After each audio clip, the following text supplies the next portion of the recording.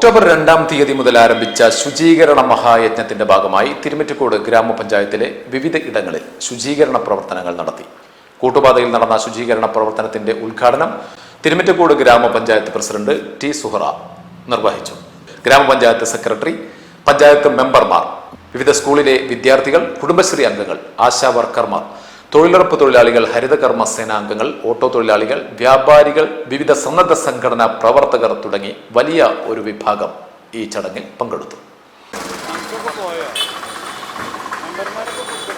സുസ്ഥിരതൃത്താലയുടെ ഭാഗമായി എലൈറ്റിൻ്റെയും സംയുക്തമായിട്ട് തിരുമിറ്റക്കോട് പഞ്ചായത്ത്, അതുപോലെ തന്നെ വ്യാപാരി ഏകോപന സമിതി, വ്യാപാരി സമിതി, ഓട്ടോ തൊഴിലാളികൾ, അംഗൻവാടി, ആശാ വർക്കർമാർ, അതുപോലെ തന്നെ ഹരിതകർമ്മസേന, തൊഴിലുറപ്പ്, കുട്ടികളും എല്ലാവരും കൂടി, ചുമട്ട് തൊഴിലാളികൾ എല്ലാവരും കൂടി സംയുക്തമായിട്ടാണ് ഈ കൂട്ടുപാതയുടെ ശുചീകരണ പ്രവർത്തനങ്ങൾ നടത്തുന്നത്.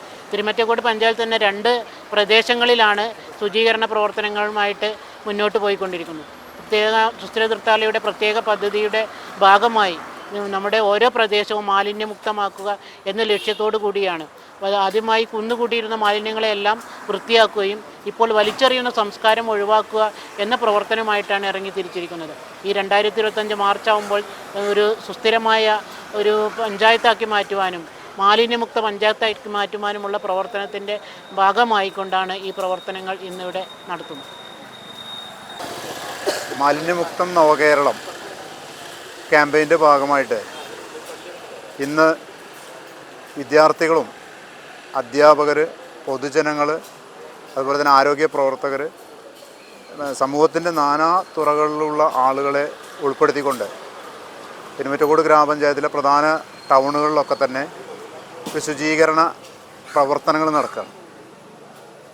ഈ ശുചീകരണ പ്രവർത്തനങ്ങളിൽ ഇന്ന് നമ്മളെ ഈ സമീപ പ്രദേശങ്ങളിലുള്ള വിദ്യാലയങ്ങളിൽ നിന്നുള്ള വിദ്യാർത്ഥികളാണ് പ്രധാനമായും പങ്കെടുക്കുന്നത്.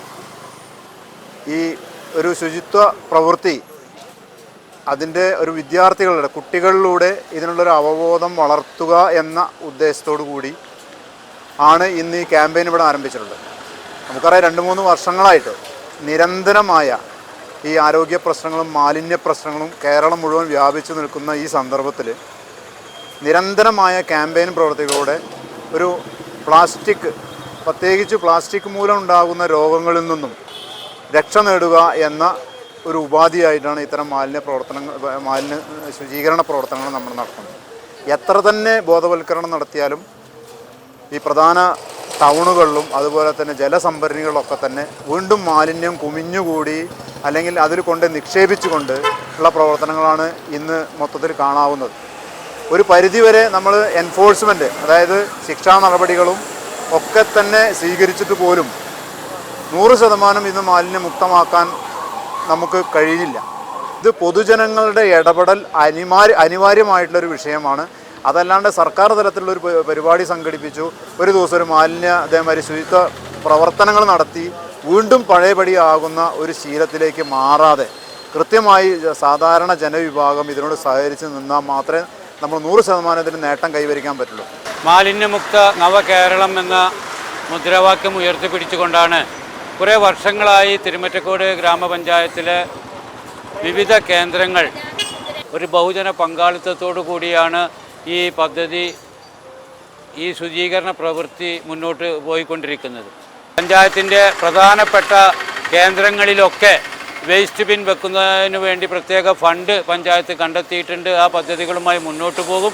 ആ പദ്ധതി നടപ്പിലായാൽ തീർച്ചയായും ഞാൻ നേരത്തെ സൂചിപ്പിച്ചതുപോലെ ഒരു സമ്പൂർണ്ണ ശുചിത്വ പഞ്ചായത്തായി തിരുമിറ്റക്കോട് ഗ്രാമപഞ്ചായത്തിനെ മാറ്റിയെടുക്കാൻ കക്ഷി രാഷ്ട്രീയ അതീതമായ എല്ലാ ജനപ്രതിനിധികളുടെയും പിന്തുണയും സഹായ സഹകരണങ്ങളും ഒക്കെ ഈ പദ്ധതിക്ക് ഉണ്ടാവും എന്നുകൂടി സൂചിപ്പിച്ചുകൊണ്ട് ഞാൻ തൃത്താല ബ്ലോക്കിൻ്റെ ശുചിത്വ മിഷൻ്റെ റിസോഴ്സ് പേഴ്സണാണ്.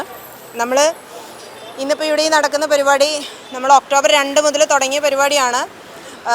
ഒക്ടോബർ 2 മുതൽ തുടങ്ങി മാർച്ച് 30, 2025 മാർച്ച് 30 ആകുമ്പോഴത്തേനും കേരളത്തിനെ മാലിന്യമുക്തമായ ഒരു നവകേരളമാക്കി മാറ്റിയെടുക്കുന്നതിന് വേണ്ടിയിട്ടുള്ള ഓരോ തദ്ദേശ സ്ഥാപനം, ഓരോ മുനിസിപ്പാലിറ്റിയിലും നടക്കുന്ന പ്രവർത്തനങ്ങളുടെ ഭാഗമായിട്ട് കൊണ്ടാണ് ഇവിടെയും ഇത്തരം പ്രവർത്തനങ്ങൾ നടന്നു വരുന്നത്.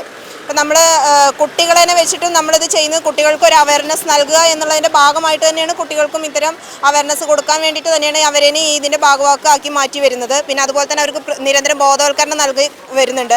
നമ്മുടെ കൂട്ടുപാത എന്ന് പറയുന്നത് നമ്മുടെ കുറേ ഇവിടുത്തെ വ്യാപാരി സുഹൃത്തുക്കളോ അല്ലെങ്കിൽ ഓട്ടോ തൊഴിലാളികളോ മാത്രം ഉൾപ്പെടുന്നതല്ല. ഒരുപാട് പേര് ഒരു 3 പഞ്ചായത്തുകളുടെ കൂടിയിട്ടുള്ളൊരു അതിർത്തി കേന്ദ്രമായതുകൊണ്ട് തന്നെ വിവിധ തരം ആളുകൾ വന്നു പോകുന്ന സ്ഥലമാണ്. അപ്പോൾ ഈ പ്രദേശത്തുള്ള ആളുകൾ തന്നെയാണ് ഇവിടെ മാലിന്യമുക്തമാക്കാൻ വേണ്ടിയിട്ട് മുന്നോട്ട് വരേണ്ടത് എന്നാണ് എനിക്ക് പറയാനുള്ളത്. ഇവിടെ മാലിന്യമുക്തമാക്കാൻ വേണ്ടി ഇവിടെയുള്ള ഓട്ടോ തൊഴിലാളികളും വ്യാപാരികളും ഒരു ടീമായി നിന്നാൽ തന്നെ സുൽത്താൻ ബത്തേരി പോലെ ഒരു മോഡൽ നമുക്ക് കൂട്ടുപാതയിലും കൊണ്ടുവന്നാൽ ഇവിടെ മാലിന്യമുക്തമാക്കാൻ എളുപ്പം സാധിക്കുമെന്നാണ് ഈ അവസരത്തിലേക്ക് പ്രത്യേകമായിട്ട് പറയാനുള്ളത്. അതിനുവേണ്ടി എല്ലാവരും ഇപ്പോൾ ഓട്ടോ തൊഴിലാളികൾ പറയുന്നു, വ്യാപാരികളും ഒക്കെ നമ്മളോട് പറയുന്നുണ്ട്, അവർ ഒപ്പം ഉണ്ടാവുമെന്ന് തന്നെയാണ് നമുക്ക് ഉറപ്പ് തരുന്നത്. ഈ ഉറപ്പിലൂടെ തന്നെ നമുക്ക് മുന്നോട്ട് കൊണ്ടുപോകണം. കൂട്ടുപാതയെ മാലിന്യമുക്തമായ ഒരു കൂട്ടുപാതയായി അടുത്ത നവംബർ 1 ആകുമ്പോഴത്തേനും കൂട്ടുപാത ഒരു ഗ്രീൻ നഗരമായി, ഒരു ഹരിത നഗരമായി, ഒരു ഹരിത ടൗൺ ആയിട്ട് പ്രഖ്യാപിക്കാൻ നമുക്ക് കഴിയണമെന്നാണ് ഈ അവസരത്തിൽ എനിക്ക് പ്രത്യേകമായിട്ട് പറയാനുള്ളത്.